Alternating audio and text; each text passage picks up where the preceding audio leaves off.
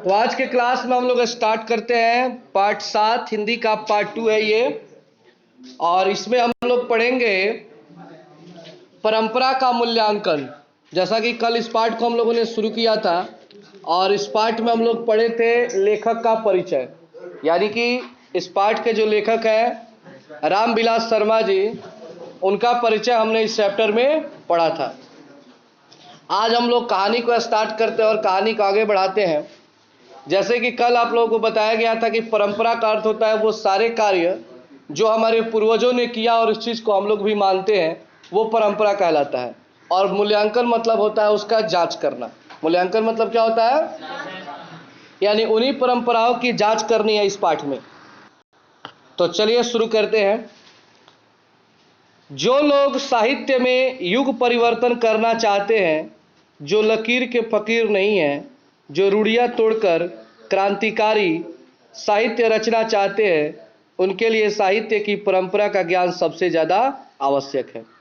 यहाँ पे एक प्रश्न आता है कि साहित्य की परंपरा का ज्ञान सबसे ज़्यादा किनको आवश्यक है।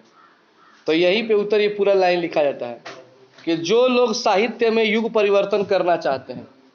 युग परिवर्तन का अर्थ हुआ कि एक नई सोच। जैसे आप लोग जानते हैं कि सबसे पहले सतयुग था, सतयुग के बाद आया त्रेता युग यानी राम जी वाला टाइम, फिर राम जी के बाद आया कृष्ण भगवान का टाइम द्वापर युग, और उसके बाद हम लोगों का टाइम आया कलयुग जिसमें जी रहे हैं। तो लोग साहित्य में युग परिवर्तन करना चाहते हैं। जो लोग कि साहित्य में एक नया युग आए, एक नई सोच आए। साहित्य क्या होता है?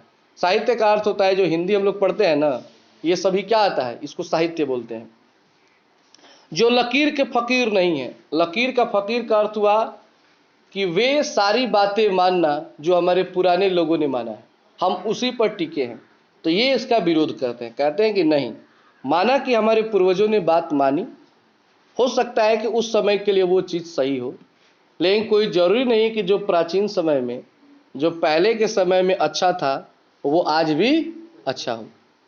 क्योंकि बहुत ऐसे कार्य हैं जो पहले अच्छे थे लेकिन अभी वो अच्छे नहीं हैं, और बहुत ऐसे कार्य जो पहले अच्छे नहीं थे अब अच्छे हो गए हैं। एग्जाम्पल के तौर पर आप देखिए, पहले के टाइम में सभी जाति को पढ़ने का अधिकार नहीं था, तो उस समय के लिए ठीक होगा जैसे भी हो, लेकिन क्या आज वैसा है? नहीं है। पहले महिलाओं को वोट देने का अधिकार, पढ़ने का अधिकार, ये कुछ भी नहीं था। घर से बाहर निकलने का अधिकार नहीं था। क्या ऐसा है आज?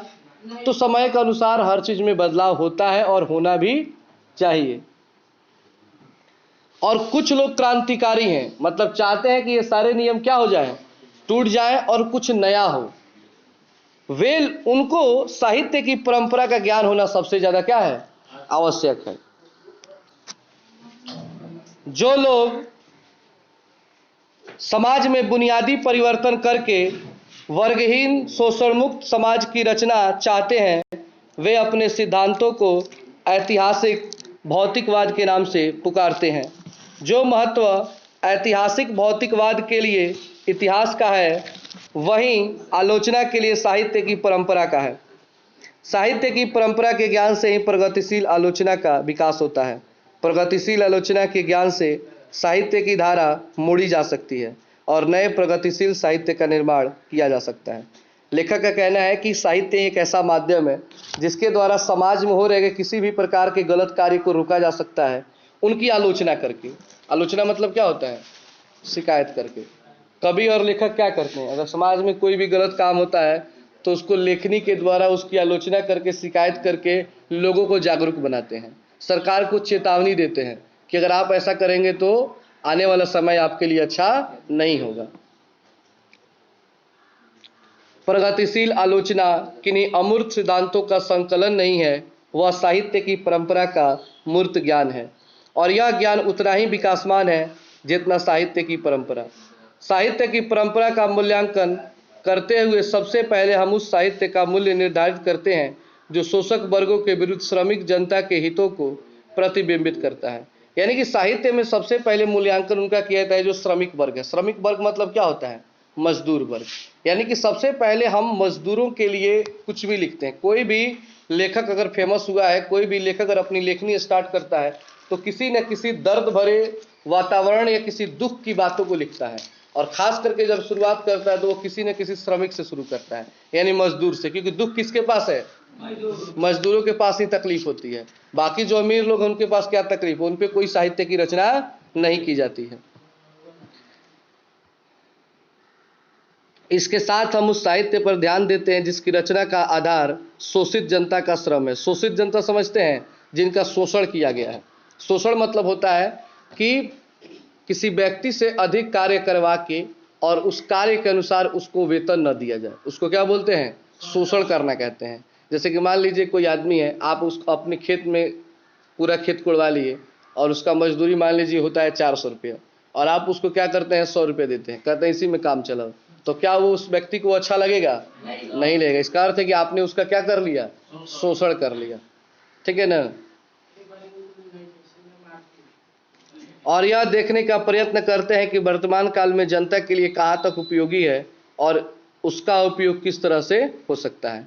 इसके अलावा जो साहित्य सीधे संपत्तिशाली वर्गों की देखरेख में रचा गया है और उनके वर्ग हितों को प्रतिबिंबित करता है, उसे भी परख कर देखना चाहिए कि यह अभिधिशील वर्ग का साहित्य या हरासमान वर्ग का। मतलब कहते हैं कि बहुत सारे लेखक हैं जो थोड़े बहुत पैसों के लिए, थोड़े बहुत लालच के लिए जो अमीर लोग हैं उन पर भी साहित्य लिख देते हैं और उनकी उसमें बड़ाई कर देते हैं। लेकिन लेखक का कर्तव्य होता है कि सबसे पहले देखना चाहिए कि जिसके बारे में हम लिख रहे हैं क्या वो प्रगतिशील व्यक्ति है, क्या वो आगे बढ़ने वाला अमीर व्यक्ति है या हरासमान है। हरासमान मतलब कोई गरीब व्यक्ति है, कोई शोषित वर्ग का है। तो एक लेखक को हमेशा ध्यान रखना चाहिए कि हमेशा दबे कुचले लोगों के बारे में ही लिखना चाहिए, न कि किसी अमीर की बड़ाई करनी चाहिए। यह स्मरण रखना चाहिए कि पुराने समाज में वर्गों की रूपरेखा कभी बहुत स्पष्ट नहीं रही।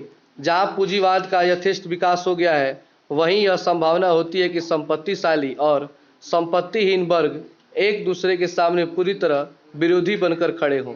पुराने साहित्य में वर्ग हित साफ साफ टकराते हुए दिखाई दें, इसकी संभावना कम होती है। सभ्यता के अनेक तत्वों की तरह साहित्य में भी ऐसे तत्व होते हैं जो विरोधी वर्गों के काम में आते हैं।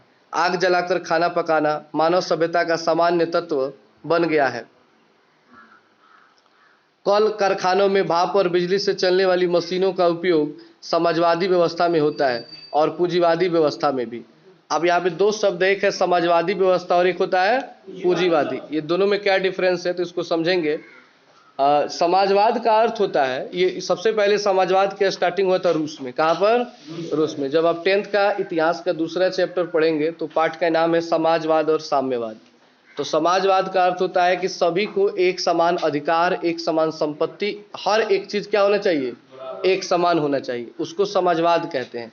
लेकिन साम्यवाद कहता है, पूंजीवाद, कि जो जितना मेहनत करे उसका उतना होगा। यानी जो जितना मेहनत करेगा उतना अमीर होगा, जो कम मेहनत करेगा वो कम अमीर होगा, जो ज्यादातर देशों में है। लेकिन समाजवाद रूस जैसे बहुत ही कम देशों में है, क्योंकि अब सभी को एक समान बना पाना ये संभव तो नहीं है कि सभी लोग एक समान बिल्कुल हो जाए।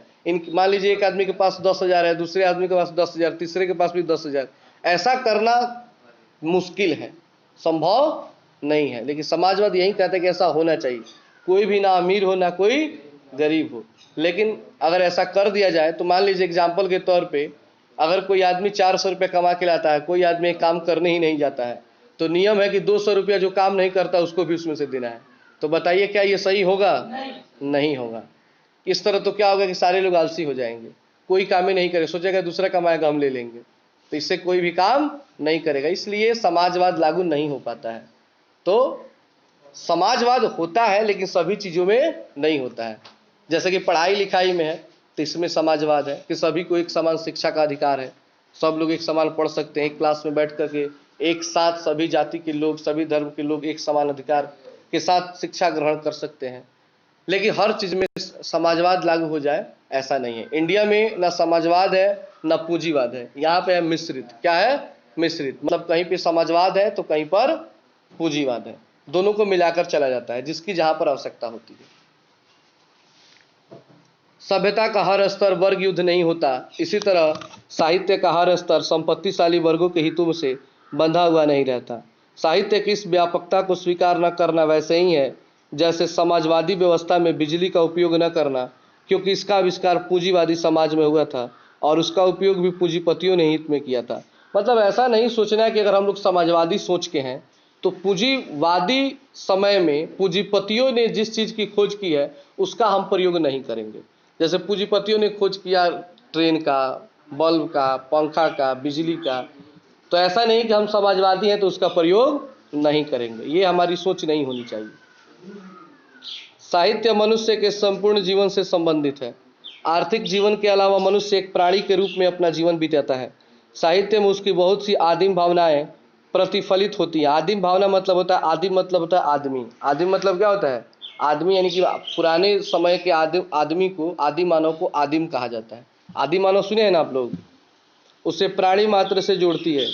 इस बात को बार बार कहने में कोई हानि नहीं कि साहित्य विचारधारा मात्र नहीं, उसमें मनुष्य का इंद्रिय बोध, उसकी भावनाएं भी होती हैं। साहित्य का यह पक्ष अपेक्षाकृत स्थायी होता है। अगला पैराग्राफ है, साहित्य में विकास प्रक्रिया उसी तरह संपन्न नहीं होती जैसे समाज में। सामाजिक विकास क्रम में सामंती सभ्यता की अपेक्षा पूंजीवादी सभ्यता को अधिक प्रगतिशील कहा जा सकता है और पूंजीवादी सभ्यता के मुकाबले समाजवादी सभ्यता को। पुराने चरखे और करघे के मुकाबले मशीनों के व्यवहार से श्रम की उत्पादकता बहुत बढ़ गई, पर यह आवश्यक नहीं कि सामंती समाज के कवि की अपेक्षा पूंजीवादी समाज का कवि श्रेष्ठ हो। मतलब कहने का अर्थ है कि पहले का टाइम था, चरखा का टाइम था, लोग चरखा से कपड़ा बनाते थे, तो चरखा से कपड़ा कितना बन सकता है? काफ़ी सीमित मात्रा में, अनलिमिटेड कपड़ा नहीं बन सकता है। लेकिन आज का टाइम क्या है? मशीन का है। आप देखिए, प्रतिदिन आप मार्केट में चले तो इतने कपड़े हैं कि मतलब एक आदमी के लिए रखा जाए तो अनगिनत कपड़े हो सकते हैं, इतना मार्केट में रोज कपड़े आते हैं। तो ये टाइम बदल चुका है। लेकिन ये कोई जरूर नहीं कि जो पुराने टाइम के कवि हैं, जो पुराने टाइम के लेखक हैं, वो आज बेहतर हैं, या जो पुराने टाइम के कवि लेखक खराब हैं आज वो खराब सही हो सकते हैं। मतलब समय के अनुसार हर चीज क्या होता है? बदलता रहता है। यह भी संभव है कि आधुनिक सभ्यता का विकास कविता के विकास का विरोधी हो और कवि स्वयं बिकाऊ माल बन रहा हो। मतलब पहले के टाइम के कवि होते थे वो बिकाऊ नहीं होते थे, वो पैसे के लिए काम नहीं करते थे। लेकिन आज के कवि किसके लिए काम करते हैं? पैसे के लिए। व्यवहार में यही देखा जाता है कि 19वीं और 20वीं सदी के भारत में क्या यूरोप कवियों को धीरे जा रहे हैं और कहीं उनके पास जाते हैं तो अपने को धन्य मानते हैं। ये जो तमाम कवि अपनी पूर्ववर्ती कवियों की रचनाओं का मनन करते हैं, वे उनका अनुकरण नहीं करते, उनसे सीखते हैं और स्वयं नई परंपराओं को जन्म देते। जो साहित्य दूसरों की नकल करके लिखा जाए वह अधम कोटि का होता है और सांस्कृतिक असमर्थता का सूचक होता है। लेखक यहाँ पे कहते हैं कि जो लेखक दूसरे के लेखनी का नकल करके, दूसरे के लेखन से नकल करके लिखता है वह अधम कोटि का लेखन होता है। मतलब बहुत ही खराब और नीच टाइप का लेखनी होता है। कभी भी हमें दूसरे का चीज़ देख करके नकल नहीं करना चाहिए, नकल करके नहीं लिखना चाहिए। खुद से नया सोचना चाहिए, नया करने की कोशिश करनी चाहिए।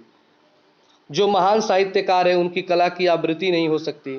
यहाँ तक कि एक भाषा से दूसरी भाषा में अनुवाद करने पर उनका कलात्मक सौंदर्य ज्यों का त्यों नहीं बना रहता। औद्योगिक उत्पादन और कलात्मक सौंदर्य ज्यों का त्यों नहीं बना रहता। औद्योगिक उत्पादन और कलात्मक उत्पादन में यह बहुत बड़ा अंतर है। अमेरिका ने एटम बम बनाया, रूस ने ही बनाया, पर शेक्सपियर के नाटकों जैसी चीज़ का उत्पादन दोबारा इंग्लैंड में भी नहीं हुआ। मतलब यहाँ बता रहे हैं कि एटम बम तो बहुत सारे देशों ने बनाया, अमेरिका ने बनाया, रूस ने बनाया, भारत ने बनाया, बहुत सारे देशों ने बनाया। लेकिन शेक्सपियर जो इंग्लैंड का रहने वाला था, उसने जो कविताएं, जो कहानियां लिख दी, उसके जैसा आज तक किसी ने कविता कहानी नहीं लिखा। तो ऐसा करा, मतलब कि एक लेखक को ऐसा लिखना चाहिए जो नया हो, और ऐसा लिखो कि फिर वैसा कोई न लिख सके, इतना तगड़ा दम देना चाहिए। लेकिन आज का टाइम क्या है? कॉपी पेस्ट, कॉपी पेस्ट, दूसरे का देखो और अपने में डाल लो, उसी को गा दो। जैसे आज का टाइम का देखिए गाना, अगर ये गाना कोई हिट हो जाता है तो उसको 100 आदमी गीत गा देता है, एक ही गीत को, एक ही टोन पर हजारों गीत निकल जाता है। हो जाता है कि नहीं होता है? आदमी कंफ्यूज होता है ओरिजिनल किसका है। मतलब आज के टाइम में ऐसा है कि नहीं? ओरिजिनल गाना पता करने में आपका दिमाग खराब है, ओरिजिनल किसने गाया था पहली बार, क्योंकि एक गीत हिट हुआ कि अगला दूसरे दिन ही देखेंगे 30-40 आदमी उस गाना को गा चुका है। तो एक कॉपी पेस्ट का जमाना है, तो इससे आप कुछ नया नहीं कर पाएंगे। नया वो है जिसने स्टार्टिंग किया, जो सबसे पहली बार लाया। तो केवल गाना के क्षेत्र में, हर क्षेत्र में ये काम हो रहा है कि कॉपी एंड पेस्ट का टाइम है, उससे नकल करके इसमें लिख लो, ये सही नहीं है। द्वंद्वात्मक भौतिकवाद मनुष्य की चेतना को आर्थिक संबंधों से प्रभावित मानते हुए उसकी सापेक्ष स्वाधीनता स्वीकार करता है। आर्थिक संबंधों से प्रभावित होना एक बात है, उनके द्वारा चेतना का निर्धारित होना और बात है। भौतिकवाद का अर्थ भाग्यवाद नहीं, सब कुछ परिस्थितियों द्वारा अनिवार्यतः निर्धारित नहीं हो जाता। यदि मनुष्य परिस्थितियों का नियामक नहीं है तो परिस्थितियां भी मनुष्य का नियामक नहीं है। दोनों का द्वंद्वात्मक यही कारण है कि साहित्य सापेक्ष रूप में स्वाधीन होता है। स्वाधीन मतलब क्या होता है? अपने अधीन होता है, आज़ाद होता है। तो यही है कि लेखक का इतना में बात यही कहना है कि हमें दूसरे का नकल नहीं करना चाहिए। दूसरी बात, हमें अमीर लोगों की बड़ाई नहीं करनी चाहिए थोड़े से पैसों के लिए, बल्कि समाज में क्या क्या गलत हो रहा है, समाज में किसके साथ अत्याचार हो रहा है, उन सारी बातों को एक लेखक को लिखनी चाहिए ताकि उनके कष्ट दूर हो सकें। आधा पार्ट ये हो गया, आधा भाग हम लोग कल के क्लास में पढ़ेंगे और चैप्टर को समाप्त करेंगे।